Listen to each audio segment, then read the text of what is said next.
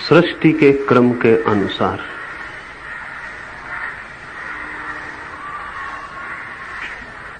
कृष्ण पहली बात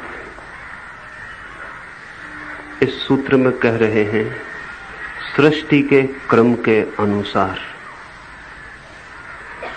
इसे समझ लें तो बाकी बात भी समझ में आ सकेगी। जीवन दो ढंग से जिया जा सकता है। एक तो सृष्टि के क्रम के प्रतिकूल, विरोध में, बगावत में, विद्रोह में, और एक सृष्टि के क्रम के अनुसार सहज सरल प्रवाह में। एक तो जीवन की धारा के प्रतिकूल तैरा जा सकता है और एक धारा में बहा जा सकता है। संक्षिप्त में कहें तो ऐसा कह सकते हैं कि दो तरह के लोग हैं। एक जो जीवन में धारा से लड़ते हैं, उल्टे तैरते हैं, और एक वे जो धारा के साथ बहते हैं, धारा के साथ एक हो जाते हैं। सृष्टि क्रम के अनुसार दूसरे तरह का व्यक्ति जीता है। जीवन की धारा के साथ, जीवन से लड़ता हुआ नहीं, जीवन के साथ बहता हुआ। धार्मिक व्यक्ति का वही लक्षण है। अधार्मिक व्यक्ति का उसके प्रतिकूल लक्षण है। अधार्मिक व्यक्ति अगर कहता है कि ईश्वर नहीं है, तो इसलिए नहीं कि उसे पता चल गया है कि ईश्वर नहीं है। ईश्वर के न होने का पता तो किसी को भी नहीं चल सकता है। ईश्वर के न होने का पता तो तभी चल सकता है जबकि कुछ भी जानने को शेष न रह जाए। जब तक कुछ भी जानने को शेष है, तब तक कोई आदमी हकदार नहीं कि कहे कि ईश्वर नहीं है, क्योंकि जो शेष है उसमें ईश्वर हो सकता है। ईश्वर के न होने का पता इसलिए किसी को भी नहीं चल सकता है। लेकिन ढेर लोग हैं जो कहेंगे ईश्वर नहीं। बिना पता चले वे क्यों कहते होंगे कि ईश्वर नहीं है? असल में वे चाहते हैं कि ईश्वर न हो। ईश्वर न हो तो फिर जीवन के क्रम के साथ बहने की कोई जरूरत नहीं रह जाती। ईश्वर न हो तो फिर जीवन से लड़ा जा सकता है। ईश्वर हो तो जीवन से लड़ा नहीं जा सकता। ईश्वर हो तो जीवन के साथ एक ही हुआ जा सकता है। ईश्वर नहीं है ऐसा कोई अनुभव में किसी के कभी नहीं आता। लेकिन जो लोग जीवन से लड़ना चाहते हैं वो ईश्वर नहीं है ऐसा बिना माने लड़ नहीं सकते। इसलिए जीवन से लड़ने वाले सभी शास्त्र, जीवन से लड़ने वाले सभी वाद ईश्वर को इंकार करने से शुरू होते हैं। आश्चर्यजनक लगती है कभी ये बात कि मार्क्स या एंजल्स या लेनिन या स्टालिन या माओ, जो लोग जीवन से लड़ने की धारणा मन में लिए हुए हैं, उनको अपने वाद का प्रारंभ ईश्वर नहीं है इस बात से करना पड़ता है। असल में लड़ना हो तो ईश्वर को अस्वीकार कर देना जरूरी है। ईश्वर से लड़ा नहीं जा सकता। उससे तो सिर्फ प्रेम ही किया जा सकता है, उससे तो प्रार्थना ही की जा सकती है।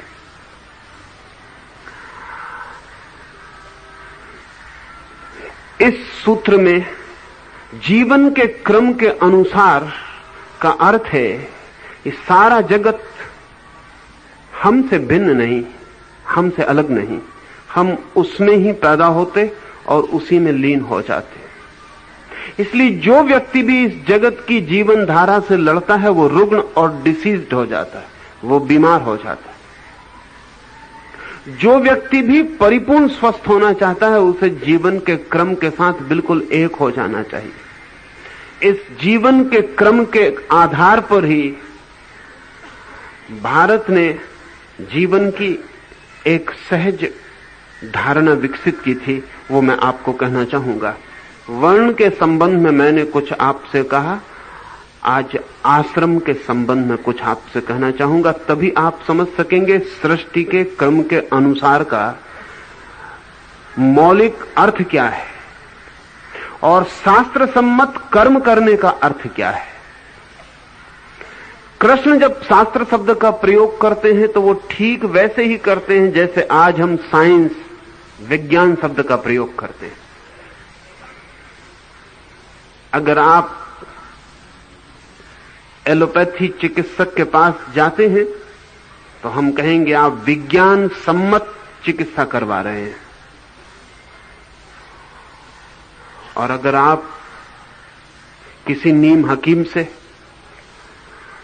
इलाज करवाने जाते हैं तो हम कहेंगे आप विज्ञान सम्मत चिकित्सा नहीं करवा रहे हैं। कृष्ण जब भी कहते हैं शास्त्र सम्मत, तो कृष्ण का अर्थ शास्त्र से यही है, शास्त्र का अर्थ भी गहरे में यही है। उस दिन तक जो भी जानी गई साइंस थी, उस दिन तक जो भी जाना गया विज्ञान था, उसके द्वारा जो सम्मत कर्म है, उस कर्म के ओर वे इशारा कर रहे हैं। और जितना विज्ञान हम आज जानते हैं वो एक अर्थों में आंशिक है, टोटल नहीं है, खंडित है। हम सिर्फ पदार्थ के संबंध में विज्ञान को जानते हैं, जीवन के संबंध में हमारे पास अभी कोई विज्ञान नहीं है। कृष्ण के सामने एक पूर्ण विज्ञान था, पदार्थ और जीवन को खंड खंड में बांटने वाला नहीं, अखंड इकाई में स्वीकार करने वाला। उस विज्ञान ने जीवन को 4 हिस्सों में बांट दिया था। जैसे व्यक्तियों को 4 टाइप प्रकार में बांट दिया था, ऐसे एक एक व्यक्ति की जिंदगी को 4 हिस्सों में बांट दिया था। वे हिस्से जीवन की धारा के साथ थे। पहले हिस्से को हम कहते थे ब्रह्मचर्य। 25 वर्ष, यदि 100 वर्ष आदमी की उम्र स्वीकार करें तो 25 वर्ष का काल ब्रह्मचर्य आश्रम का था। दूसरे 25 वर्ष गृहस्थ आश्रम के थे, तीसरे 25 वर्ष वानप्रस्थ आश्रम के थे, और चौथे 25 वर्ष संन्यास आश्रम के थे। पहले 25 वर्ष जीवन प्रभात के हैं, जबकि ऊर्जा जगती है, शरीर सशक्त होता है, इंद्रियां बलशाली होती हैं, बुद्धि तेजस्वी होती है, जीवन उगता है, सुबह। इस 25 वर्ष के जीवन को हमने ब्रह्मचर्य आश्रम कहा था। इसे थोड़ा समझ लेना जरूरी है।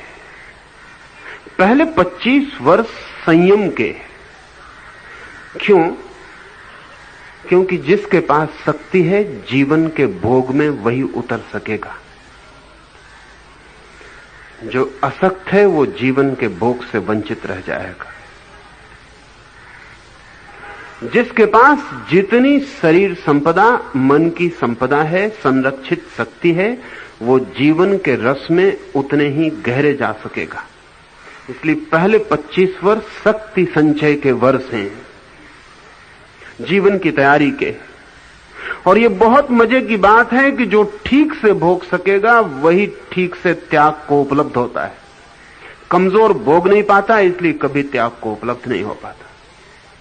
असल में कमजोर जान ही नहीं पाता कि भोग क्या है, इसलिए उसके पार कभी नहीं हो पाता।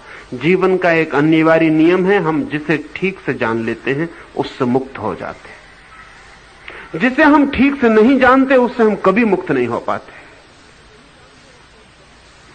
अब ये बड़ी उल्टी बात मालूम पड़ेगी कि 25 वर्ष तक हम व्यक्ति को ब्रह्मचर्य की साधना में से गुजारते थे ताकि वो काम वासना से किसी दिन मुक्त हो सके।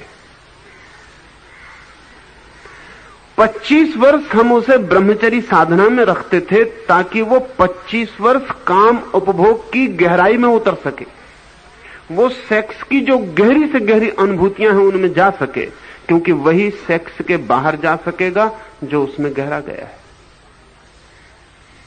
जो उसमें गहरा नहीं गया वो कभी बाहर नहीं जा सकेगा। आज बूढ़े आदमी भी काम वासना के बाहर नहीं जा पाते, क्योंकि काम वासना में जाने के लिए जितनी शक्ति की जरूरत है वही हम कभी नहीं जुटा पाते। जितनी प्रगाढ़ और जितनी इंटेंस और तीव्र शक्ति चाहिए कि हम अनुभव कर सकें और अनुभव के बाहर जा सकें, उतनी शक्ति ही कभी इकट्ठी नहीं हो पाती। इसलिए ये 25 वर्ष दोहरे अर्थ के थे। एक तो जिन व्यक्तियों को कल संसार के अनुभव में जाना है, इंद्रियों के अनुभव में, कृष्ण इस वचन में कहते हैं इंद्रियों का सुख भोगते हैं जो, उनके लिए भी जीवन के क्रम से ही जाना उचित है। जीवन का अगर क्रम खंडित, टूटता, कैओटिक हो जाए, अराजक हो जाए, तो कोई भी जीवन के चरम शिखर को उपलब्ध नहीं होता। इसलिए पहले 25 वर्ष शक्ति के संचय के, कल फिर शक्ति के व्यय के क्षण आएंगे। कभी आपने सोचा कि कमजोर आदमी कभी भी काम वासना से मुक्त नहीं हो पाता है। जितना कमजोर उतना काम में गिर जाता है। ये उल्टी बात लगती है लेकिन यही सच है। जितना शक्तिशाली उतना काम वासना के शीघ्र बाहर हो जाता है। इसलिए जितने शक्तिशाली युग थे वो कामुक युग नहीं थे, और जितने कमजोर युग होते हैं उतने सेक्सुअल और कामुक युग होते हैं। काम वासना कमजोर करती है और कमजोरी काम वासना को बढ़ाती है। शक्ति काम वासना से मुक्त करती है और काम वासना से मुक्ति आती है तो शक्ति बढ़ती है। ये दोनों जुड़ी हुई बातें। कमजोर आदमी वासना के बाहर कभी नहीं जा पाता। असल में कमजोर आदमी वासना में ही नहीं जा पाता, सिर्फ वासना का चिंतन करता है। सेरिबेलर, मानसिक हो जाता है उसका सारा काम। शक्ति न होने से मन में ही सोचता है। स्वस्थ युग काम वासना को कभी मन में नहीं ले जाते, अस्वस्थ युग काम वासना को मन में ले जाते। जितना युग अस्वस्थ होता है उतनी काम वासना काम के केंद्र से हटके मस्तिष्क के केंद्र पर गतिमान हो जाती। ये वैसा ही पागलपन है जैसे कोई आदमी पेट में भोजन न पचाए और मस्तिष्क में पचाने की सोचने लगे। जैसे कोई आदमी पैर से न चले और मस्तिष्क में सोचने की योजनाएं, कल्पनाएं और स्वप्न देखता रहे, विक्षिप्त हो जाएगा। मस्तिष्क से चला नहीं जा सकता। मस्तिष्क से सिर्फ सोचा जा सकता है, पैर से सोचा नहीं जा सकता। पैर से सिर्फ चला जा सकता है। मस्तिष्क अपना काम करे, पैर अपना काम करे। लेकिन अगर पैर कमजोर हो तो आदमी दौड़ने के सपने देखने लगता है। अगर पेट कमजोर हो तो आदमी भोजन की योजनाएं बनाने लगता है, भोजन नहीं करता। सेक्स कमजोर हो, सेक्स की ऊर्जा कमजोर हो तो आदमी सेक्स का चिंतन करने लगता है। 25 वर्ष, हमारे पहले 25 वर्ष हमने व्यक्ति के जीवन में शक्ति संचय के वर्ष निर्मित किए थे। जितनी शक्ति इकट्ठी करनी है कर लो, क्योंकि जितनी तुम्हारे पास शक्ति होगी उतने गहरे तुम इंद्रियों के अनुभव में जा सकोगे, और जितने गहरे जाओगे उतने इंद्रियों से मुक्त हो जाओगे। जब इंद्रियों के सब अनुभव जान लिए जाते तो आदमी जानता है उनमें कुछ भी पाने योग्य नहीं, बात समाप्त हो जाती। लेकिन हम इंद्रियों के अनुभव को ही उपलब्ध नहीं हो पाते, इसलिए पढ़ते रहते हैं शास्त्र में कि इंद्रियों में कुछ भी नहीं है, और सोचते रहते हैं कि इंद्रियों में ही सब कुछ है। सुनते रहते हैं इंद्रियां दुश्मन हैं, और मानते रहते हैं कि इंद्रियों के सिवाय और कुछ भी प्रीतिकर नहीं है। इंद्रियों के खिलाफ प्रवचन सुनते हैं, इंद्रियों के पक्ष में चित्र, फिल्म, उपन्यास, कविता देखते हैं। वही आदमी प्रवचन सुनता है इंद्रियों के विपरीत, सुखों के विपरीत, वही जाके नाटक देखता है, वही नृत्य देखता है, वही वेश्या के घर भी दिखाई पड़ता है। क्या बात क्या हो गई? जीवन के क्रम के साथ व्यक्ति नहीं है। जीवन का पहला क्रम है शक्ति संचय, और इसमें एक दूसरी बात और ख्याल में ले लेनी जरूरी है इस ब्रह्मचर्य के 25 वर्ष के आश्रम में हमने एक दूसरी और अत्यधिक गहरी मनोवैज्ञानिक बात जोड़ी थी, जो आज नहीं कल जगत को वापस लौटा लेनी पड़ेगी, अन्यथा जगत का बचना असंभव है। और वो थी कि 25 वर्ष हार्डशिप के, कठिन श्रम का समय था। अब ये बड़े मजे की बात है कि जिस व्यक्ति का बचपन जितना ही श्रम का हो, उसकी शेष जिंदगी उतने ही सुख की होती है, और जिसका बचपन जितना सुख का हो, उसकी शेष जिंदगी उतने ही विषाद और दुख की होती है। बचपन में जो चटाई पर सोया, बचपन में जिसने रूखी सूखी रोटी खाई, बचपन में जिसने कुदाली चलाई, लकड़ी चीरी, गायें चराई, जिंदगी उसे जो भी देगी वो इससे सदा ज्यादा होगा। और तो सुख सदा तुलना में, कंपैरिजन में, जिंदगी जो भी देगी वो सदा इससे ज्यादा होगा। आज हम ठीक उल्टा पागलपन करते हैं। बाप को जो सुख नहीं है वो बेटे को मिल जाता, घर में जो सुख नहीं है वो हॉस्टल में, छात्रावास में मिल जाता। 25 वर्ष बीतते हैं बिल्कुल बिना श्रम के, बिना काम के, बिना हार्डशिप के, बिना स्ट्रगल के, और 25 साल के बाद जिंदगी में आता है संघर्ष, आता है श्रम, और फिर इसलिए जो भी मिलता है वो कोई भी तृप्त नहीं कर पाता। कंपैरेटिव, जो भी मिलता है वो सब बेकार लगता है, जो भी मिलता है वो आशाओं से प्रतिकूल लगता है।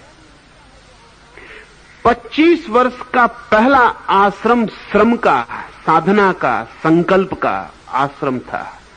इसलिए जिंदगी जो भी देती थी, रूखी सूखी रोटी भी देती थी तो इतनी स्वादिष्ट थी जिसका कोई हिसाब नहीं। रोटी अब उतनी स्वादिष्ट नहीं है। सच बात, रोटी तो बहुत स्वादिष्ट है, लेकिन खाने वाला स्वाद लेने की कला भूल गया है। रोटी आज दुनिया में पहले से बहुत ज्यादा स्वादिष्ट है, लेकिन स्वाद लेने वाला पहले से बहुत कमजोर है। स्वाद लेने वाला बिल्कुल बीमार है। मकान दुनिया में आज जैसे हैं ऐसे कभी भी ना थे। सम्राटों को, अकबर को और अशोक को जो मकान नहीं थे, वह आज एक साधारण आदमी को भी मिल सकते, मिल गए।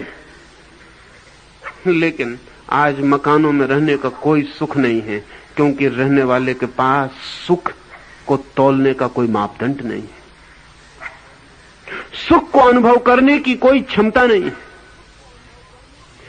25 वर्ष ब्रह्मचर्य के कठिन श्रम के वर्ष थे। बाद की जिंदगी प्रतिपल पर कम श्रम की होती चली जाती थी। ये ठीक क्रम है। अधिक शक्ति जब है हाथ में तो अधिक श्रम कर लेना चाहिए। आज बच्चे कम श्रम कर रहे हैं और बूढ़े ज्यादा श्रम कर रहे हैं, ये बिल्कुल उल्टा क्रम है। बच्चों के पास शक्ति है, बूढ़ों की शक्ति छीन हो रही, लेकिन बूढ़े जुटे हैं बैलों की तरह और बच्चे आराम कर रहे हैं। फिर ये आराम करते बच्चे अगर यूनिवर्सिटीज में आग लगाएं, अगर ये आराम करते बच्चे पत्थर फेंकें, कांच फोड़ें, तो कुछ आश्चर्य नहीं है, इनके पास काम नहीं है। ये बिल्कुल बेकाम है। इन्हें कुछ काम चाहिए, इन्हें कुछ तोड़ने को चाहिए। ये जंगल की लकड़ी काट लेते थे, तब ये गुरु के झोपड़े पे पत्थर नहीं फेंकते थे। लकड़ी काटने में ही इनकी इतनी शक्ति लग जाती थी, इतने हल्के हो जाते थे। अब काटने, पीटने, ठोकने जैसा कुछ भी उनके हाथ में नहीं, वो पत्थर फेंक रहे हैं। पहला आश्रम, जबकि व्यक्ति के जीवन में प्रभात है शक्ति का, शक्ति के संचय, प्रयोग, क्षमता के विकास का समय है, विश्राम का नहीं। विश्राम का समय धीरे धीरे आएगा। आखिरी क्षण, जिंदगी के सूर्यास्त के समय विश्राम का क्षण होगा। तो हम 75 साल के बाद आखिरी सन्यास के आश्रम में पूर्ण विश्राम की व्यवस्था किए थे। पूर्ण विश्राम है। पहला पूर्ण श्रम, अंतिम पूर्ण विश्राम। बीच में 2 सीढ़ियां थी। इस पहले को एक तरफ से और समझ लें कि व्यक्ति का जो भी विकास है वो करीब करीब 25 वर्ष में पूरा हो जाता है। मनोवैज्ञानिक तो कहते हैं और जल्दी पूरा हो जाता है। इसलिए विकास इसके पहले कि पूरा हो जाए, व्यक्ति की पूरी पोटेंशियलिटी को जगा लेने की कोशिश की जानी चाहिए। इसके पहले कि विकास का क्षण बीत जाए, व्यक्ति के भीतर जो भी शक्ति छिपी है बीज रूप, वो सब वृक्ष रूप बन जानी चाहिए, वो वास्तविक हो जानी चाहिए। इसलिए रत्ती भर विश्राम का मौका 25 वर्ष में नहीं था। सतत श्रम था, कठोर श्रम था, अथक श्रम था। और इसके दो परिणाम होते थे। एक तो वो व्यक्ति अपनी पूरी शक्तियों को जगा के जीवन में जाने के योग्य हो जाता, और दूसरा, इसके बाद जीवन उसे जो भी देता वो उसके लिए संतोष और आनंद बनता। आज की दुनिया में कोई भी चीज संतोष नहीं बन सकती। आज हमारी सारी व्यवस्था ऐसी कि हर चीज असंतोष ही बनेगी। उसे असंतोष बनना ही पड़ेगा, क्योंकि संतोष की एक कला थी, वो जीवन के क्रम के साथ थी। जब वृक्ष पर फूल आते हैं तभी आने चाहिए, और जब वृक्ष के पत्ते झड़ते हैं तभी झड़ने चाहिए। जब वृक्ष बूढ़ा हो जाए तब हमें उससे वैसी आशा नहीं रखनी चाहिए जैसा जब वृक्ष जवान था तब हमने आशा रखी थी। आज बड़ी हैरानी की बात है कि आज जवान से हम कोई आशा ही नहीं रखते, जिससे सर्वाधिक आशा रखी जानी चाहिए। इस ब्रह्मचर्य के काल में एक तीसरी और प्रक्रिया थी जो आपको ख्याल दिला दूं, वो भी जीवन का हिस्सा थी। इस ब्रह्मचर्य के काल में चाहे किसी परिवार से कोई व्यक्ति आए, जीवन साम्यवादी था, कम्यून का था। गरीब का हो, अमीर का हो, सम्राट का लड़का हो, कोई भी हो, इससे कोई फर्क नहीं पड़ता था। ब्रह्मचर्य के 25 वर्ष सहजीवन के वर्ष थे और समान जीवन के वर्ष थे। सम्राट का लड़का भी लकड़ियां चीरता, वो भी गाय बैल को चराने जाता, वो भी गोबर से सफाई करता, वो भी गुरु के पैर दबाता। ये 25 वर्ष कम्यून के, समानता के वर्ष थे। और इन 25 वर्ष में जो भी हृदय में प्रविष्ट हो जाता है वो जीवन भर साथ रहता है। इसलिए चाहे समाज में असमानता दिखाई पड़ती रही हो, व्यक्तियों के चित्तों में कभी असमानता नहीं थी, और समानता की कोई पागल प्यास भी नहीं थी। जिसको स्पर्धा कहें दूसरे से, वो 25 वर्ष में इस अर्थों में पैदा ही नहीं हो पाती थी, क्योंकि सब समान थे। इसलिए हमने एक नॉन कॉम्पिटिटिव, एक स्पर्धा मुक्त, महत्वाकांक्षा शून्य समाज के निर्माण का प्राथमिक आधार रखा था।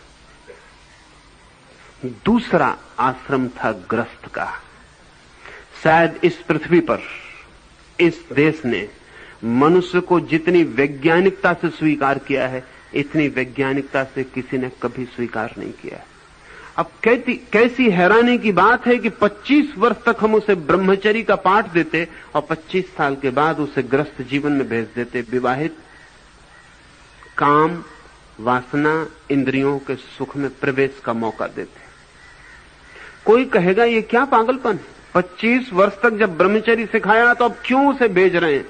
ब्रह्मचर्य उसे सिखाया ही इसलिए कि अब वो तौल भी सकेगा कि आनंद ब्रह्मचर्य में है कि वासना में। और जो आनंद उसने ब्रह्मचर्य में जाना, वो आनंद वासना से कभी नहीं उसे मिल सकेगा। इसलिए वासना सिर्फ कर्तव्य रह जाएगी। इसलिए वासना कभी भोग की तृष्णा नहीं बनेगी, मात्र कर्तव्य रह जाएगी। और उसके प्राणों का पंछी निरंतर इसी आशा में रहेगा कि कब 50 वर्ष पूरे हो जाएं और मैं ब्रह्मचर्य की दुनिया में वापस लौट जाऊं।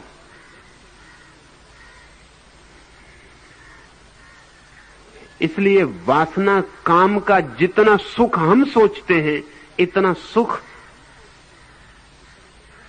जिन लोगों के जीवन में ब्रह्मचर्य की किरण उतरी, उन्हें हैरानी होती है कि पागल हैं आप, लेकिन आपके पास तुलना का कोई उपाय भी तो नहीं।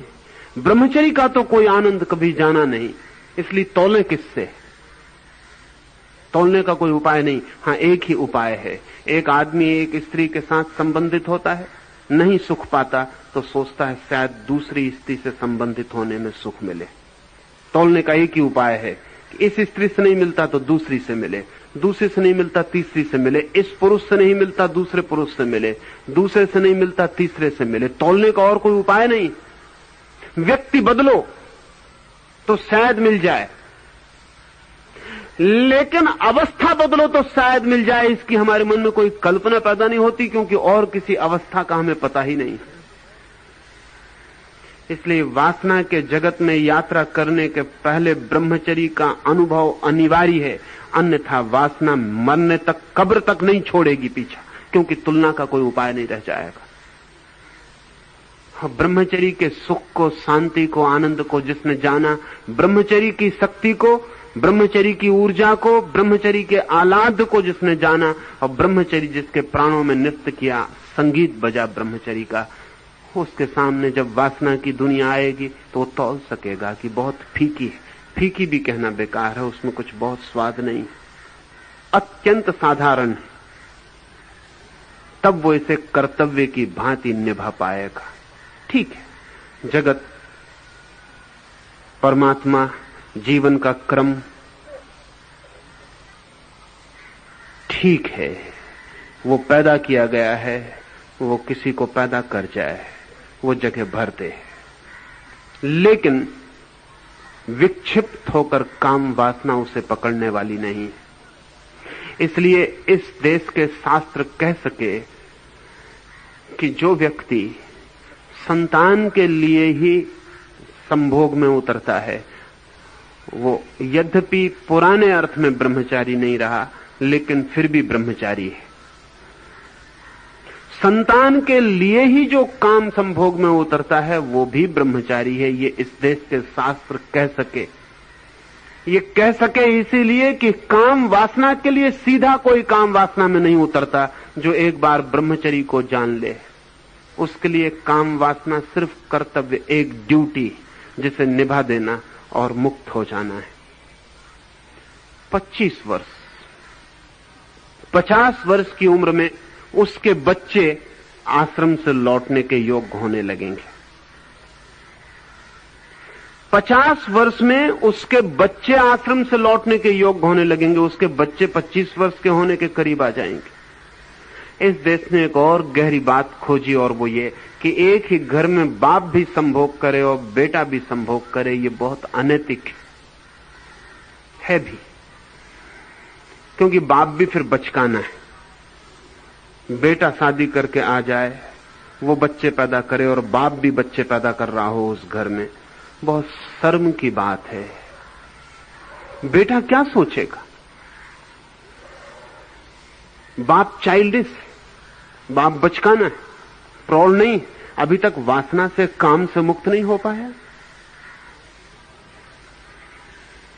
इसलिए इस मुल्क का एक ख्याल था कि जिस घर में बेटा विवाहित हो जाए, उसी दिन बाप समझे कि वानप्रस्थ हो गया, मां समझे कि वानप्रस्थ हो गया। वानप्रस्थ का मतलब समझते हैं? जिसका मुंह जंगल की तरफ हो गया। अभी जंगल चले नहीं जाना है, सिर्फ टूवर्ड्स द फॉरेस्ट,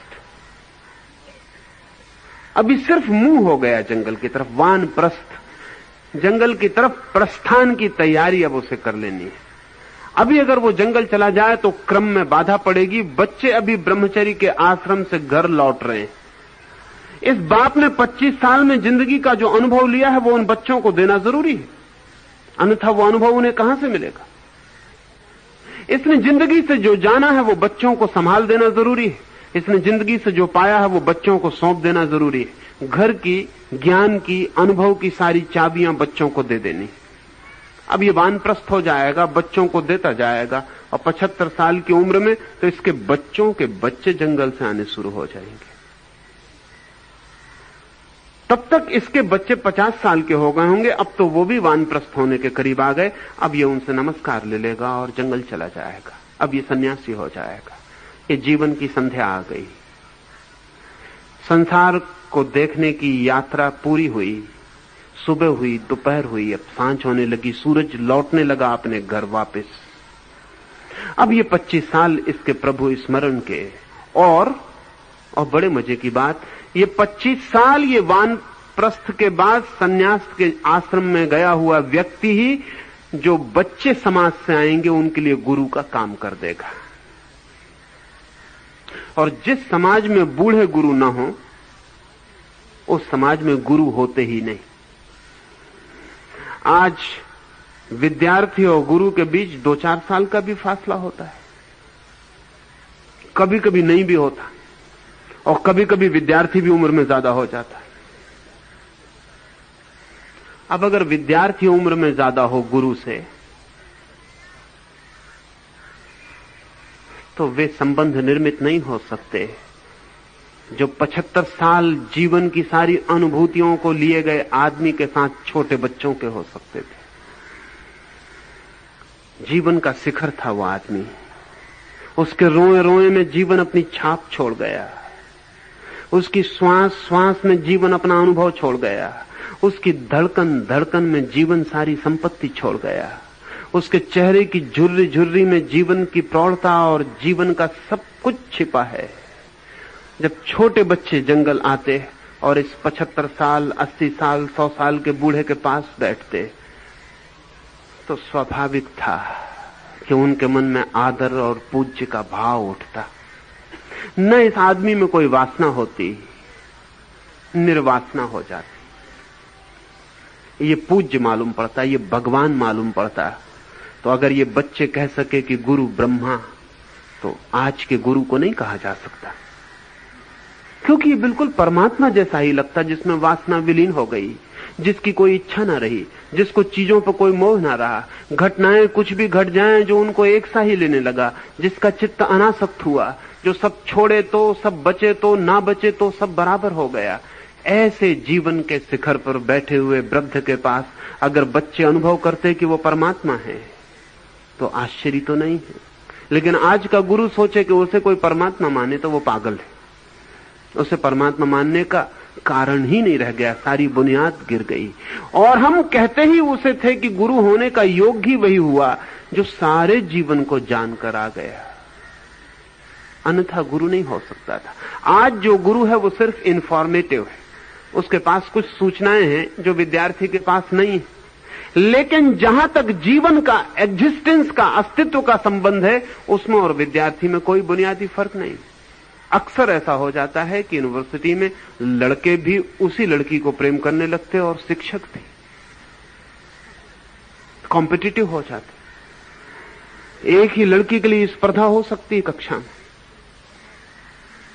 तब इस बच्चे के मन में इस गुरु के प्रति कौन सा आदर हो सकता है? ये गुरु भी उसी पान की दुकान पे पान खाता है, ये लड़का भी उसी पान की दुकान पे पान खाता है। ये गुरु भी उसी फिल्म को देखता है, उसी के बगल में बैठ के उसका विद्यार्थी भी देखता है। और जब फिल्म में नंगा चित्र आता है तो गुरु की भी रीढ़ सीधी हो जाती है और लड़के की भी रीढ़ सीधी हो जाती है। इन दोनों के बीच कोई जीवनगत भेद नहीं है। लेकिन हमने सोचा यह था कि जब तक जीवनगत भेद ना हो तब तक गुरु शिष्य का संबंध निर्मित नहीं हो सकता। गुरु शिष्य का संबंध सिर्फ इंफॉर्मेटिव नहीं है, एग्जिस्टेंशियल है। और सिर्फ इस पृथ्वी के इस हिस्से पर ही हमने एग्जिस्टेंशियल अस्तित्वगत भेद पैदा किया था कि गुरु होना चाहिए जीवन का अस्त और विद्यार्थी होना चाहिए जीवन का उदय। इन दोनों के बीच 50, 60, 70 साल का फासला, 60 साल 70 साल के अनुभव का फासला है। और सिर्फ अनुभव ज्ञान नहीं देता, अनुभव वासनाओं से भी मुक्ति दिला देता है। और अनुभव वे सब क्षुद्रताएं जो कल बड़ी महत्वपूर्ण थी उनका अंत बन जाता है। और अनुभव कल तक के वे सब विकार, क्रोध, काम, लोभ, उन सब से छुटकारा बन जाता है। और जब ऐसे व्यक्ति के पास बच्चे इकट्ठे होते हैं तो वे जीवन का दान लेकर वापस लौटते थे, चिर ऋणी होकर वापस लौटते थे।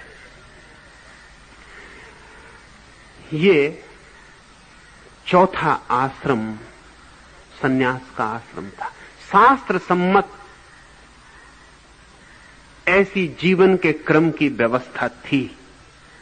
कृष्ण कहते हैं अर्जुन से, जो इस भांति शास्त्र सम्मत जीवन की कर्म व्यवस्था में प्रवेश करता है, अनुकूल जीवन के बहता है, वो इंद्रियों के सुखों को तो उपलब्ध हो ही जाता, अंततः आत्मा के आनंद को भी उपलब्ध हो जाता है।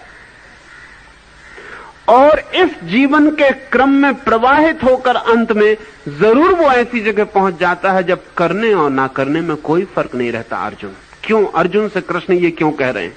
अर्जुन से वो ये कह रहे हैं कि अभी तू उस जगह नहीं जहां से तू संन्यास्त हो सके, अभी तू उस जगह नहीं जहां से संन्यास फलित हो सके, अभी तू उस जगह नहीं जीवन के क्रम में जहां से तू मुक्त हो सके कर्म से। अभी तुझे कर्म और न करने में समानता नहीं हो सकती। अभी तू अगर न करने को चुनेगा तो भी चुनेगा, वो तेरी चॉइस होगी।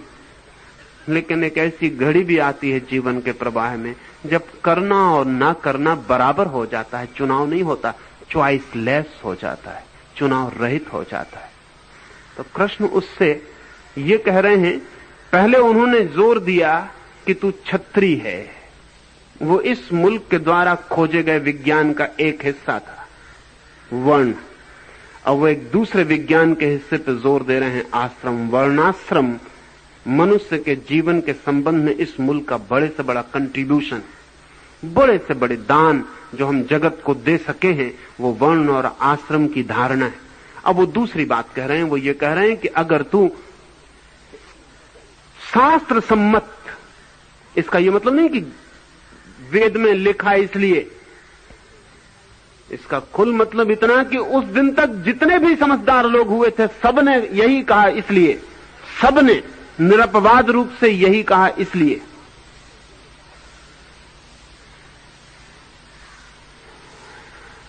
जो भी जाना गया है वो इसकी सहमति देता है कि तू ऐसे जीवन के साथ बह, और एक दिन वो घड़ी आएगी जिस दिन करना और ना करना बराबर हो जाएगा। लेकिन उसे आने दे, उसके लिए दौड़ धूप मत कर, भाग के उसे नहीं पाया जा सकता, जिंदगी से बच के तू उसे नहीं ला सकता। जिंदगी में उतर गहरा और जिंदगी को ही तुझे पार निकल जाने दे, जिंदगी ही तुझे पार कर दे। पानी का एक नियम, और फिर हम दूसरा सूत्र लें। अगर कभी आप पानी में गिर गए हों और तैरना ना जानते हो, या तैरना जानते हो और कभी पानी में भंवर पड़ते हैं, उसमें आप फंस गए हो, तो कृष्ण के सूत्र को याद रखना। ये जीवन के भंवर का सूत्र नदी के भंवर में भी काम आता है। अगर नदी के भंवर में फंस गए हैं तो हम साधारणतः क्या करेंगे? लड़ेंगे भंवर से। लड़ेंगे कि डूबेंगे? लड़े कि डूबे? क्योंकि जितने जोर से भंवर से आप लड़ेंगे आपकी शक्ति कम होगी, भंवर की कम नहीं होगी। और जितनी आपकी कमजोर होगी शक्ति, भंवर की ताकत उतनी ही ज्यादा हो जाएगी, तुलनात्मक, रिलेटिवली। और थोड़ी देर में आप थक गए होंगे, भंवर अपनी ताकत में होगा, उतनी ही ताकत में जितना तब था जब लड़ाई शुरू हुई। फिर वो आप कमजोर आदमी को नीचे डुबा लेगा। इसलिए जो लोग तैरने का शास्त्र जानते हैं वो कहते हैं अगर भंवर में फंस जाओ तो लड़ना मत, अपनी तरफ से भंवर में डूब जाना, भंवर के साथ ही डूब जाना। भंवर के साथ खूबी यह है कि भंवर नदी के सतह पर बड़ा होता है और नीचे छोटा होता जाता है, उसके वर्तुल छोटे होते जाते हैं नीचे, उसका स्क्रू छोटा होता जाता है नीचे। ऊपर से निकलना बहुत मुश्किल है, नीचे वो इतना छोटा हो जाता है कि उसके भीतर रहना मुश्किल है, आप एकदम बाहर हो जाते हैं। और अगर लड़े तो बहुत मुश्किल है, अगर नहीं लड़े, उसके साथ डूब गए तो खुद भंवर ही आपको अपने बाहर कर देता है। जीवन का भंवर भी अगर हम उससे लड़ें तो उलझ जाते हैं। कृष्ण कहते हैं तो जीवन के सृष्टि का जो क्रम है उसके साथ ही बह, जल्दी मत कर, जल्दी हो नहीं सकती, जल्दी मत कर, धैर्य से उसके साथ बह, अपने आप वो घड़ी आ जाती है जीवन के समस्त कर्मों को करते हुए अपने